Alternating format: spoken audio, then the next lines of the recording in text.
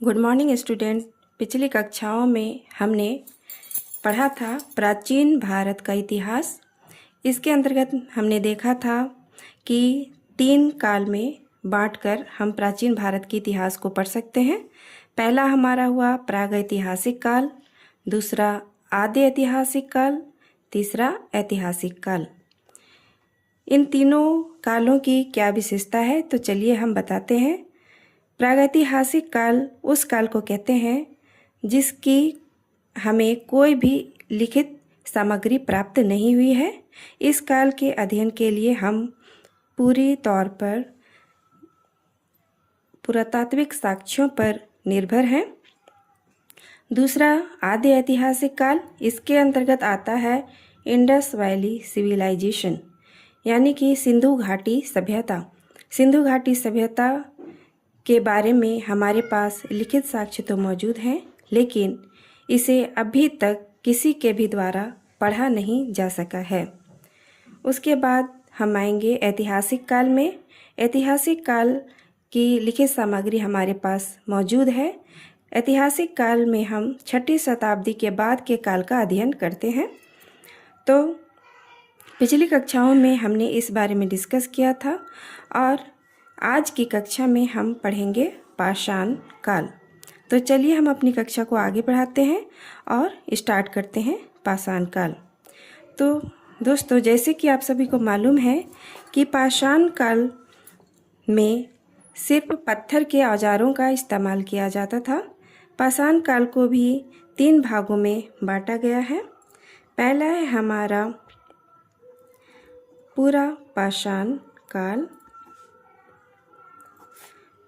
दूसरा है मध्य पाषाण काल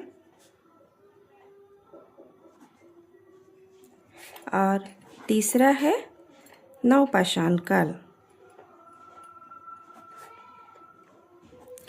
पूरा पाषाण काल, जैसा कि आप नाम से ही समझ सकते हैं कि सबसे पुराना काल है। इस काल में हम देखते हैं कि लोग खाद्य संग्राहक थे। उनका जीवन खानाबदोश था। घूम घूम कर बस खाद्यों का संग्रह करते थे, शिकार करते थे। और इसी काल में हम देखेंगे कि आग का आविष्कार भी हुआ है। तो पूरा पाषाण काल में क्या क्या हुआ है, इसमें हमें मालूम होता है कि आग का आविष्कार पूरा पाषाण काल में ही हुआ, क्योंकि पहले लोग कच्चा मांस खाते थे, लेकिन जब आग का आविष्कार हुआ तो लोग मांस को पकाकर खाने लगे। मध्य पाषाण काल में हम देखेंगे कि मध्य का पाषाण काल में भी कई विशेषताएं हमें देखने को मिलती है, जिसका उल्लेख हम आगे करेंगे। नवपाषाण काल में भी खेती का आविष्कार हुआ, पशुपालन का आविष्कार हुआ। तो चलिए शुरू करते हैं पूरा पाषाण काल से।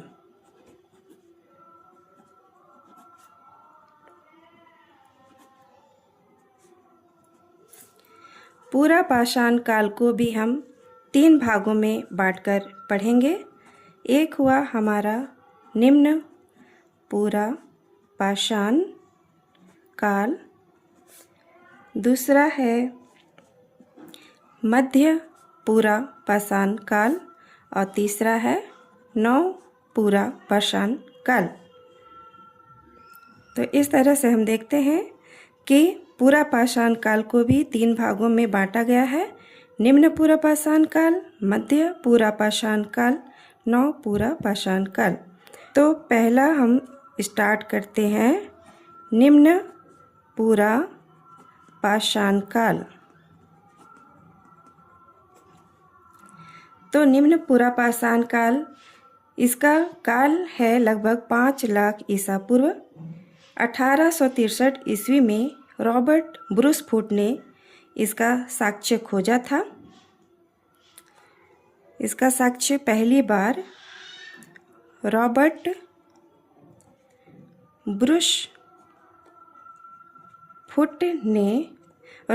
ब्रूसफुट ने 1863 ईस्वी में सबसे पहले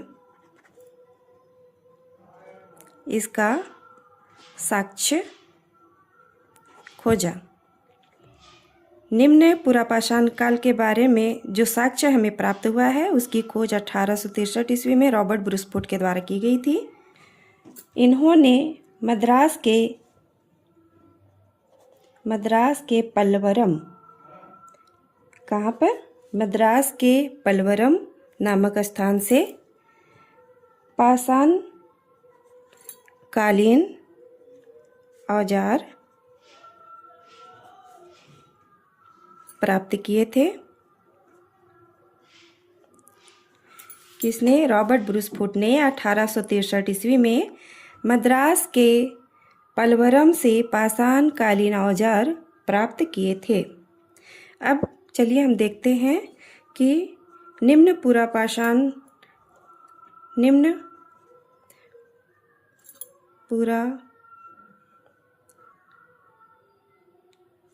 काल की विशेषताएं।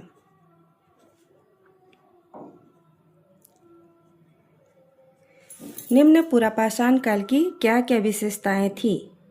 इस काल में हम देखते हैं कि समय की सबसे बड़ी इकाई कल्प का आविष्कार हुआ। कल्प यानी कि एरा।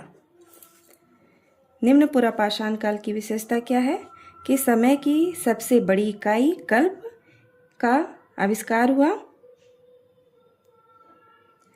और जैसा कि हम सभी जानते हैं कि सबसे बाद का कल्प है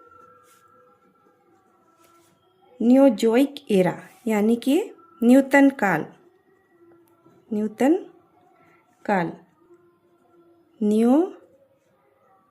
न्योजोइक एरा। न्यूटन काल, न्योजोइक एरा। अब ये भी दो भागों में बटा हुआ है, प्लीस्टोसीन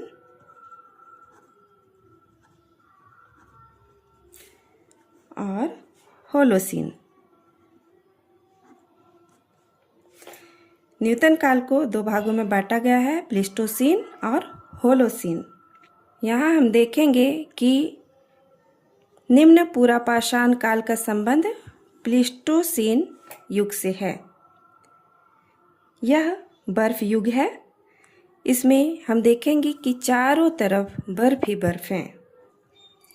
पूरे यूरोपियन कॉन्टिनेंट, साथ ही साथ सराउंडिंग कॉन्टिनेंट में बर्फ युग थे। जैसा कि आप सभी जानते हैं कि 4 बर्फ युग हुए। कौन कौन? पहला गुंज, दूसरा मिर्डल, तीसरा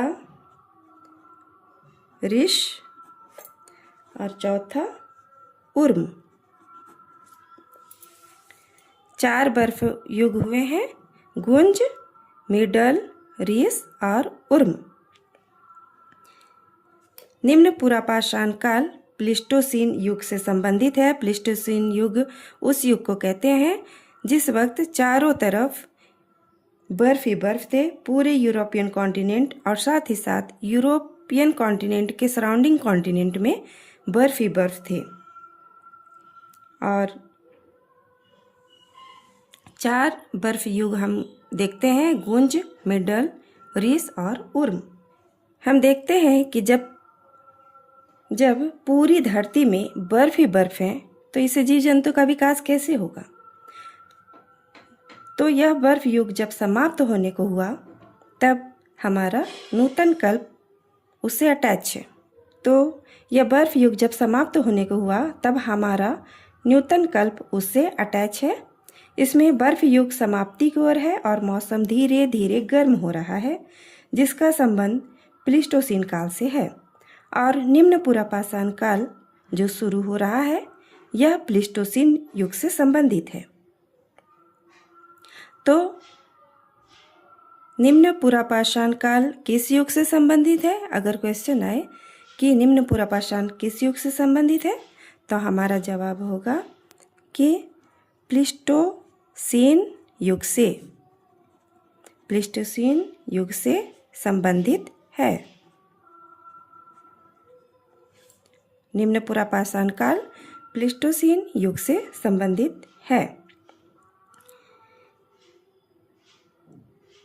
निम्न पुरापाषाण काल में हम देखते हैं कि 3 तरह के औजार प्राप्त हुए हैं। पहला पेबल, दूसरा हस्तकुठार, तीसरा विदर्नी। विदर्नी क्या है? ये छिद्र करने में यूज किया जाता था। अच्छा, यहाँ हम एक तकनीक देखेंगे। वो तकनीक कौन सी है? औजार बनाने की तकनीक। जैसा कि आप सबों को मालूम है कि पुरापाषाण काल में शिकार करने के लिए पत्थर का इस्तेमाल किया जाता था, यानी कि औजार के रूप में पत्थर का इस्तेमाल किया जाता था। लेकिन उस वक्त के औजार बड़े, यानी कि पत्थर जो होते थे वे बड़े आकार के हुआ करते थे। तो धीरे धीरे आगे चलकर औजार बनाने का एक नया तकनीक निम्न पुरापाषाण काल में देखने को मिलता है, और उस तकनीक का नाम है प्रत्यक्ष प्रहार तकनीक। प्रत्यक्ष प्रहार तकनीक यानी कि एक पत्थर को दूसरे पत्थर पर पटकना। क्या होता है? एक पत्थर को दूसरे पत्थर पर पटकना। एक पत्थर को दूसरे पत्थर पर पटक कर जिस हथियार का आविष्कार किया जाता था उस तकनीक को प्रत्यक्ष प्रहार तकनीक कहा जाता है। चलिए हम आगे देखते हैं कि निम्न पुरापाषाण काल के लोगों का मुख्य व्यवसाय क्या था। मुख्य व्यवसाय। इस काल के लोगों का मुख्य व्यवसाय व्यापार वाणिज्य नहीं था। इनका मुख्य व्यवसाय था शिकार और खाद्य संग्रहण। यानी कि पुरापाषाण काल के जो मानव थे वे शिकार और खाद्य संग्रहण पर ही डिपेंडेंट थे। इस काल में क्रोड़ उपकरण की प्रधानता थी। ये क्रोड़ उपकरण क्या थी? यह बड़ा पत्थर का हथियार था और ये लोग शिकार करने के लिए इस बड़े पत्थर का इस्तेमाल करते थे। शायद बड़े जानवरों का शिकार करने के लिए वे लोग बड़े पत्थरों का इस्तेमाल किया करते होंगे।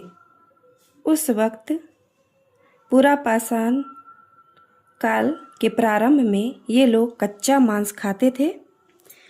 विचार करने वाली बात है कि अगर पूरी जनसंख्या, मान के चलिए पूरी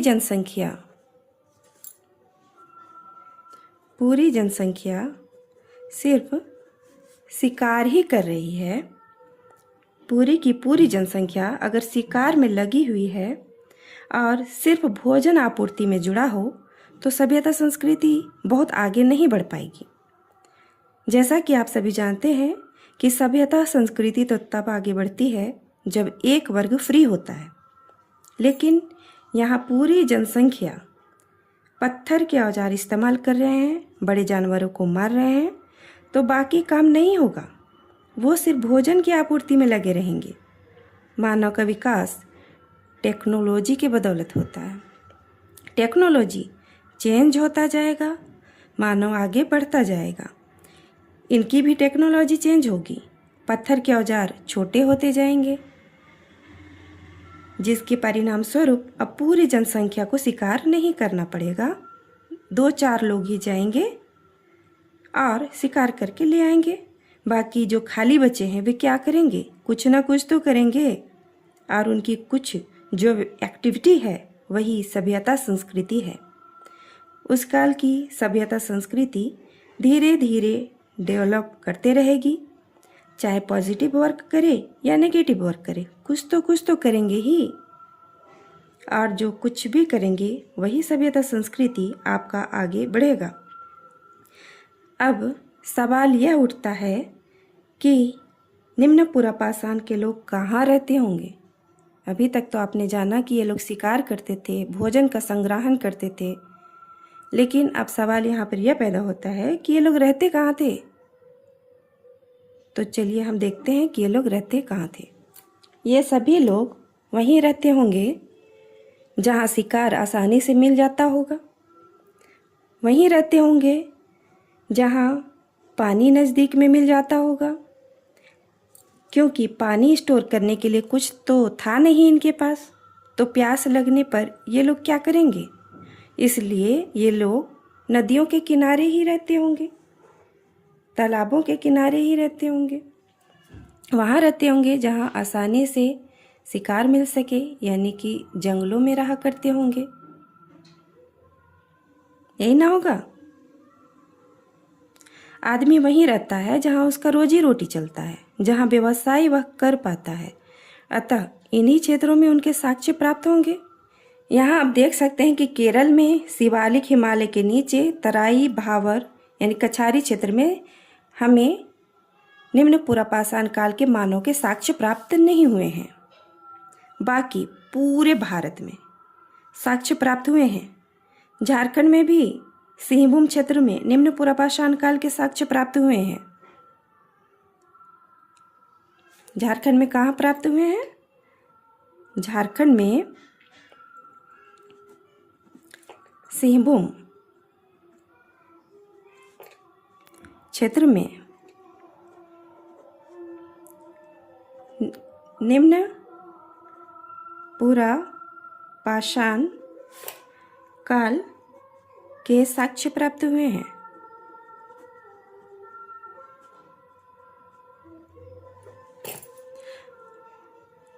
अगर क्वेश्चन आए कि निम्न पुरापाषाण काल के साक्ष्य झारखंड में कहाँ प्राप्त हुए हैं, तो वो सिंहभूम क्षेत्र में हुए हैं। कहाँ हुए हैं? सिंहभूम क्षेत्र में हुए हैं। चलिए अब हम आगे बढ़ते हैं और जानते हैं कि निम्न पुरापाषाण के कुछ प्रमुख स्थलों के बारे में। निम्न पुरापाषाण काल के कुछ प्रमुख स्थल। पहला हमारा है सोहन नदी घाटी।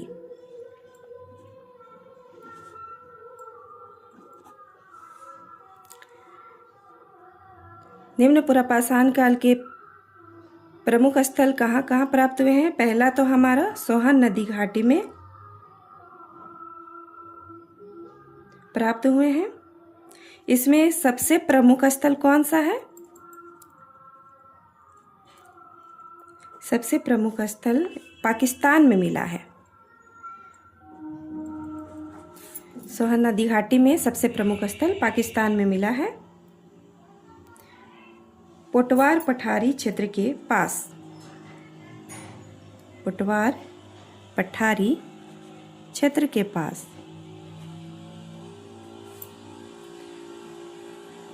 यहाँ से निम्न पुरापाषाण के साक्ष्य मिले हैं। दूसरा चित्तौड़गढ़।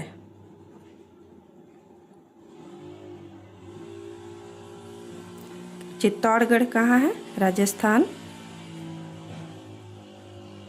उसके बाद डिडवाना, ये कहाँ है? ये भी राजस्थान में ही है। तीसरा नर्मदा नदी घाटी। नर्मदा नदी घाटी में भी हमें निम्न पुरापाषाण काल के साक्ष्य मिले हैं।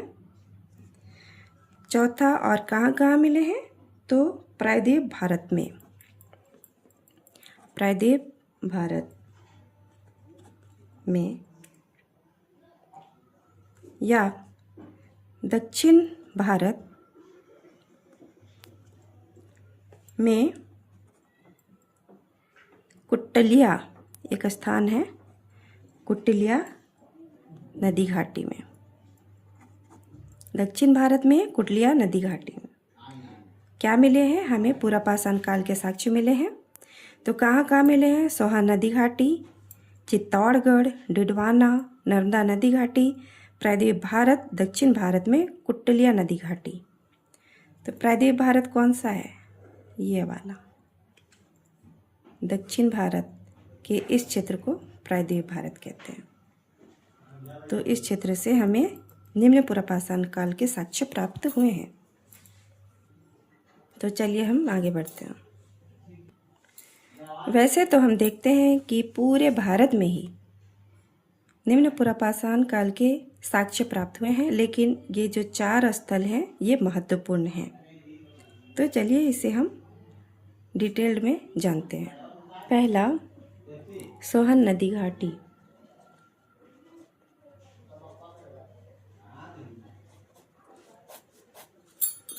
पहला है सोहन नदी घाटी। ये कहाँ है? ये है पाकिस्तान में। सोहन नदी घाटी पाकिस्तान में है और इसके खोजकर्ता हैं डी टेरा और पैटरसन। सोहन नदी घाटी के खोजकर्ता हैं डी टेरा और पैटरसन। तो चलिए आगे हम देखते हैं सोहन नदी घाटी की मुख्य विशेषताएं। चौतरा से एक साथ हस्तकुठार और विदर्णी मिला है। कहाँ से? चौतरा।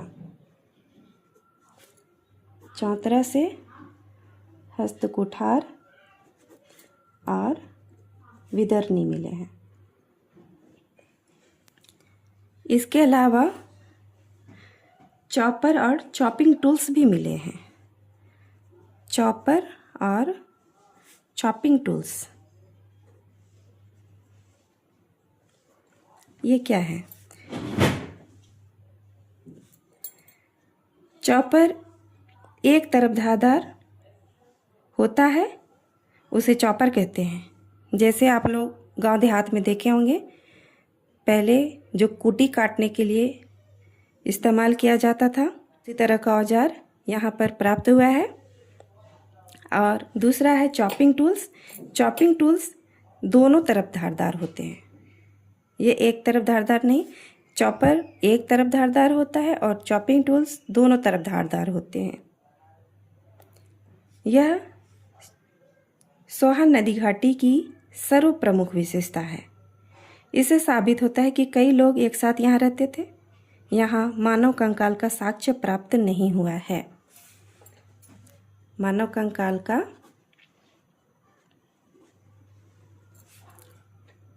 साक्ष्य प्राप्त नहीं हुआ है।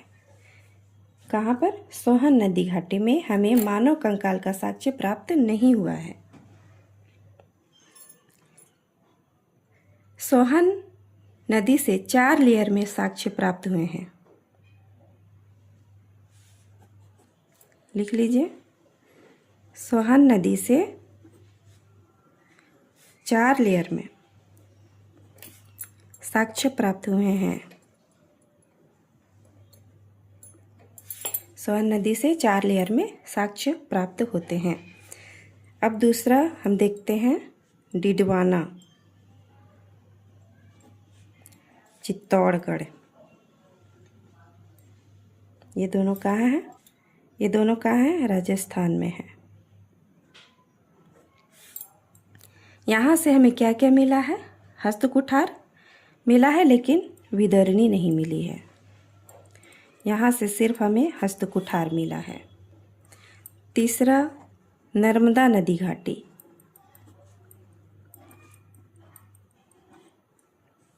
नर्मदा नदी घाटी, यहाँ से हमें क्या मिला है? यहाँ से निम्न पुरापाषाण काल के साक्ष्य हमें मिले हैं। तो क्या क्या मिले हैं? तो चलिए देखते हैं। नर्मदा नदी घाटी से हम देखते हैं कि पूरे भारत में पहला मानवीय कंकाल यहीं से मिला है। मानवीय कंकाल पूरे भारत में सबसे पहले मानव का कंकाल हमें नर्मदा घाटी से ही प्राप्त हुआ है। नर्मदा नदी घाटी में मिलने के कारण इनका नाम नर्मदा मैन रख दिया गया है। यानी कि जो मानव का कंकाल यहाँ पर प्राप्त हुआ है, यानी कि नर्मदा नदी घाटी में प्राप्त हुआ है। यहाँ प्राप्त होने के कारण उस कंकाल का नाम क्या रख दिया गया है? नर्मदा मैन। क्या रखा गया है? नर्मदा मैन कंकाल का नाम है। यह किसका कंकाल है? यह होमो इरेक्टस का कंकाल है। होमो इरेक्टस का कंकाल। झारखंड में सिंहभूम क्षेत्र से निम्न पुरापाषाण काल के साक्ष्य प्राप्त हुए हैं। तो चलिए अब हम लोग देखते हैं चौथा, प्रायद्वीप भारत, यानी कि दक्षिण भारत से हमें क्या क्या प्राप्त हुए हैं। प्रायद्वीप भारत से भी हमें निम्न पुरापाषाण काल के साक्ष्य मिले हैं। टूल्स बनाने के मद्रासियन कल्चर भी एक प्रमुख साक्ष्य है। टूल्स बनाने के मद्रासियन कल्चर भी एक प्रमुख साक्ष्य है जो हमें प्रायद्वीप भारत से मिले हैं। इसके साथ ही साथ दक्षिण भारत में सबसे इम्पोर्टेंट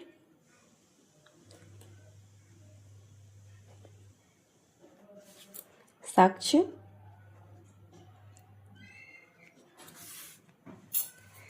जो प्राप्त हुए हैं वह है कुटलियार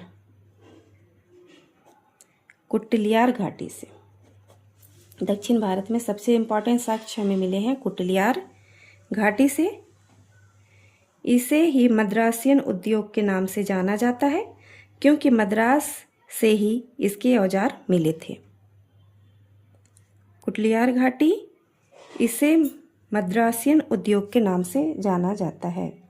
इसे मद्रासियन उद्योग के नाम से जाना जाता है।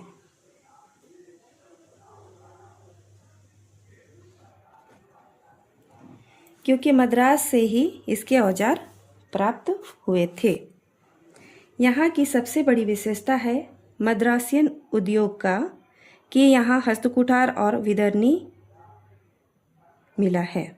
क्या मिला है? हस्तकुठार और विदर्नी। यहाँ से हमें क्या क्या मिला है? कुटलियार घाटी से हस्तकुठार और विदर्नी। अब हम देखते हैं निम्न पुरापाषाण काल भारतीय संदर्भ में।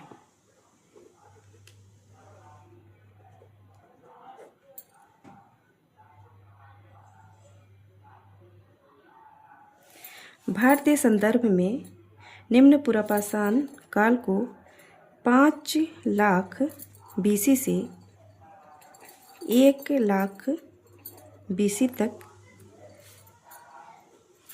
माना गया है।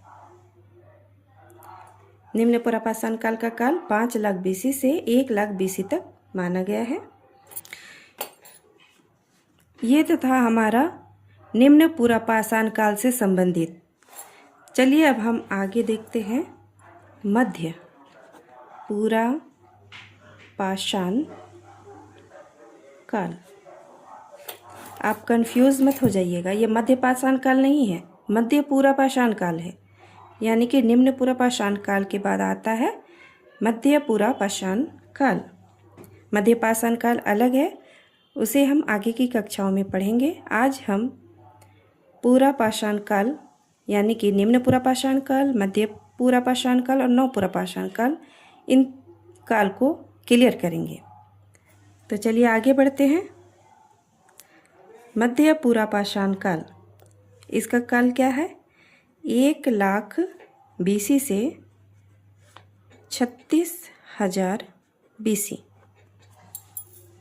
BC यानी कि ईसा पूर्व। 1960 तक पूरे इतिहास में यह मध्य पुरापाषाण काल माना ही नहीं जाता था, क्योंकि कोई खास विशेषता इसमें है ही नहीं। 1960 तक मध्य पुरापाषाण काल की कुछ वैलिडिटी थी ही नहीं। इतिहासकार संकालिया ने कुछ ऐसे टूल्स खोजे जो ना तो निम्न पुरापाषाण काल में है और ना तो उच्च पुरापाषाण काल में है। तब बीच वाले भाग को इन्होंने कहा कि यह तो मध्य पुरापाषाण काल की विशेषता है। अतः संकालिया के द्वारा ही इसकी विशेषताएं बताई गई। यह 1960 के बाद की बात है। तो हम देखते हैं कि इसे मान्यता प्रदान कराने का श्रेय किसे है, तो डॉक्टर संकालिया को है।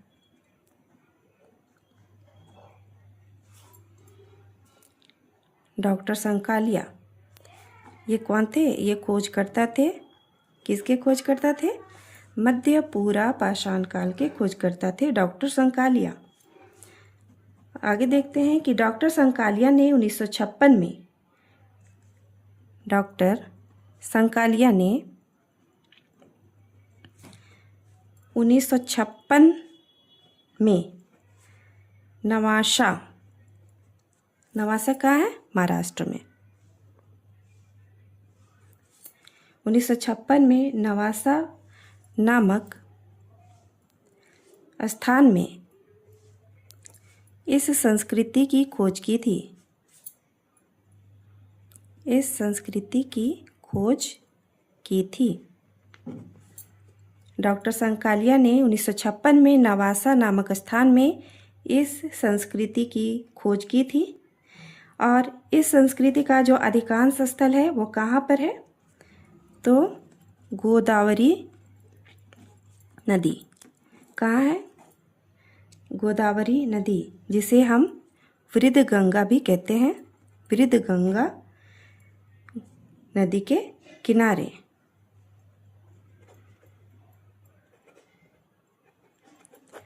गोदावरी नदी या वृद्ध गंगा नदी के किनारे इसका अधिकांश स्थल है। किसका? मध्य पुरापाषाण काल का। अच्छा,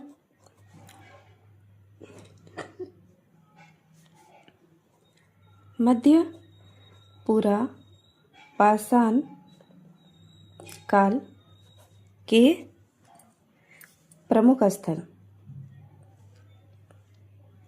चलिए हम अब जानते हैं कि मध्य पुरापाषाण काल के प्रमुख स्थल कौन कौन से हैं। महाराष्ट्र में कौन सा क्षेत्र? नवासा, नंदूर,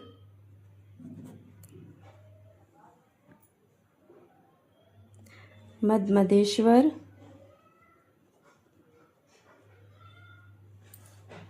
सुरंगा। मध्य प्रदेश में कौन सा? मध्य प्रदेश में भीमबेटका। पश्चिम बंगाल में बांकुड़ा। यूपी में बेलन नदी घाटी।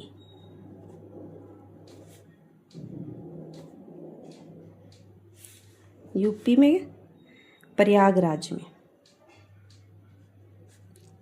जिसका पहले नाम था क्या? इलाहाबाद। मध्य पुरापाषाण काल के प्रमुख स्थल हमें कहाँ कहाँ मिले हैं? महाराष्ट्र में कहाँ पर? नवासा, नंदूर, मधमदेश्वर, सुरंगा। मध्य प्रदेश में भीमबेटका में, पश्चिम बंगाल में बांकुड़ा, यूपी में बेलन नदी घाटी। तो यूपी में कहाँ? प्रयागराज में, जिसे पहले इलाहाबाद कहा जाता था। मध्य पुरापाषाण काल के प्रतिनिधि औजार कौन कौन से थे? तो प्रतिनिधि औजार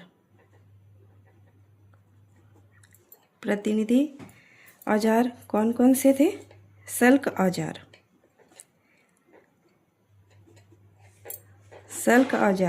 औजार से क्या क्या बनते थे? खुरचनी, बोरर, पॉइंटर।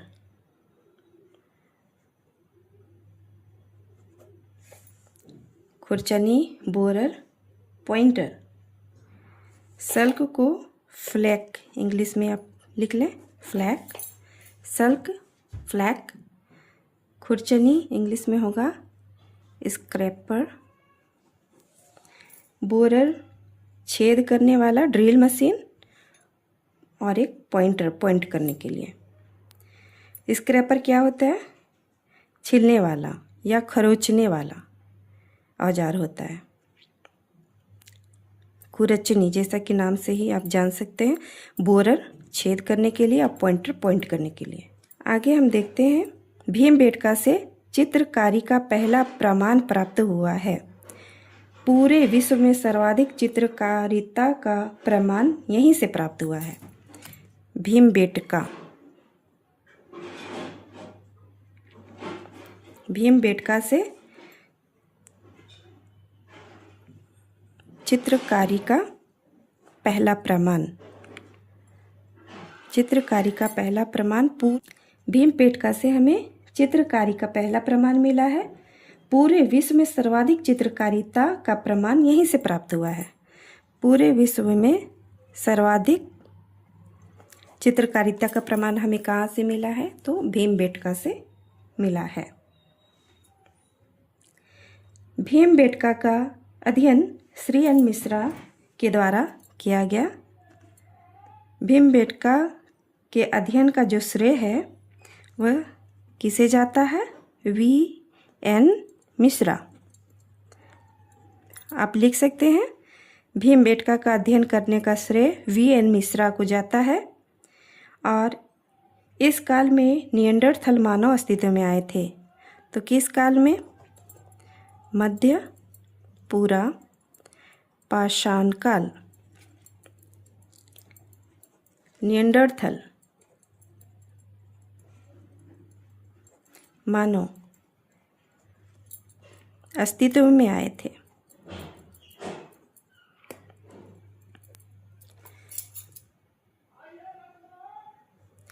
मध्य पूरा पाषाण काल में निएंडरथल मानव अस्तित्व में आए थे।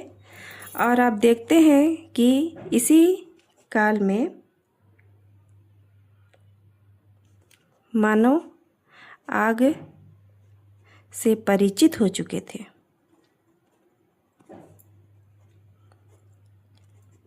किस काल में? मध्य पूरा पाषाण काल। याद रखिए पूरा पाषाण काल है, मध्य पाषाण काल है नहीं।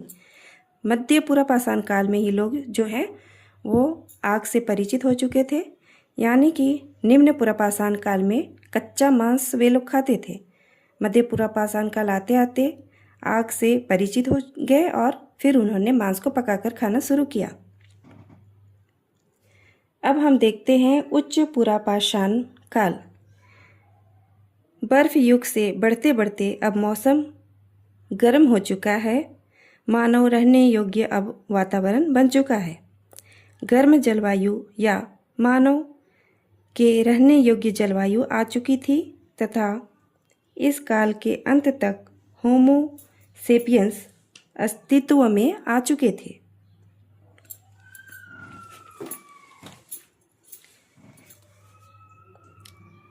इस काल में कौन से मानव अस्तित्व में आ चुके थे? होमो सेपियंस। होमो सेपियंस। निम्न पूरा पाषाण काल में हमने क्या देखा? जो हमें कंकाल प्राप्त हुए हैं वो होमो इरेक्टस के हुए हैं। यहाँ पर हम देखेंगे कि होमो सेपियंस के मानव आ गए हैं, यानी कि आधुनिक मानव। इस काल के प्रतिनिधि औजार कौन कौन से थे? प्रतिनिधि औजार। इस काल के प्रतिनिधि औजार ब्लेड और ब्यूरिन। पहला ब्लेड, दूसरा ब्यूरिन। ब्लेड कैसा होता था?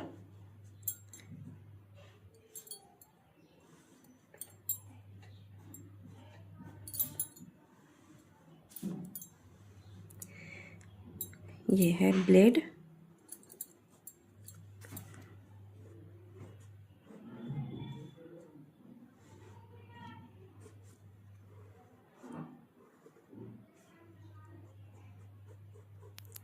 और ये है ब्यूरिन। इसमें दोनों तरफ धार है और इसमें एक तरफ धार है। उच्च पुरापाषाण काल में जो प्रतिनिधि औजार थे वे थे ब्लेड और ब्यूरिन। ब्लेड में दोनों तरफ धार होते थे और ब्यूरिन में सिर्फ एक तरफ धार होता था। रॉबर्ट ब्रूसफुट ने सर्वप्रथम बीला सुरंगा में हड्डी के औजार को खोजा था। सर्वप्रथम हड्डी के औजार की खोज रॉबर्ट ब्रूसफुट के द्वारा बीला सुरंगा में की गई थी। सर्वप्रथम हड्डी के औजार की खोज रॉबर्ट ब्रूसफुट के द्वारा बीला सुरंगा में की गई थी। ये बीला सुरंगा कहाँ है? आंध्र प्रदेश में कर्नूल जिला। बीला सुरंगा है आंध्र प्रदेश के कर्नूल जिला में। लगभग 2000 हड्डी के औजार प्राप्त हुए हैं। लगभग 2000 हड्डी के औजार यहाँ प्राप्त हुए हैं। बाण का भी आविष्कार इसी काल में हुआ है। बाण का आविष्कार उच्च पुरापाषाण काल में ही हुआ है। अब हम देखते हैं उच्च पुरापाषाण काल के प्रमुख स्थल।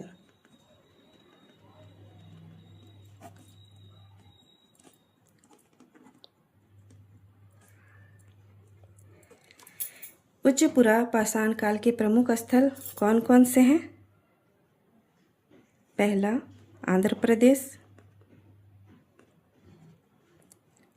तो आंध्र प्रदेश में कहाँ कहाँ? रेणुगुंटा, मुचतल्ला, चिंतामणि गवी, बीला सुरंगा। उच्च पुरापाषाण काल के प्रमुख स्थल कौन है? आंध्र प्रदेश में कौन? रेणुगुंटा, मुचतल्ला, चिंतामणि गवी, बीला सुरंगा। फिर आते हैं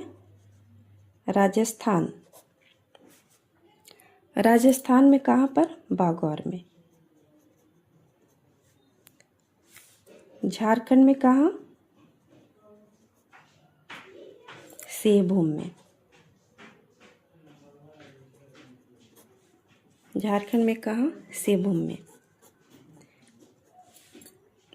तो यहाँ तक हमने पुरापाषाण काल का अध्ययन किया। आगे की कक्षाओं में हम मध्यपाषाण काल और नवपाषाण काल और अगर वक्त मिला तो उत्तर पाषाण काल के चैप्टर को पढ़ेंगे। तो आज की कक्षा यहीं तक। तो चलिए आगे मिलते हैं। तब तक के लिए बाय बाय।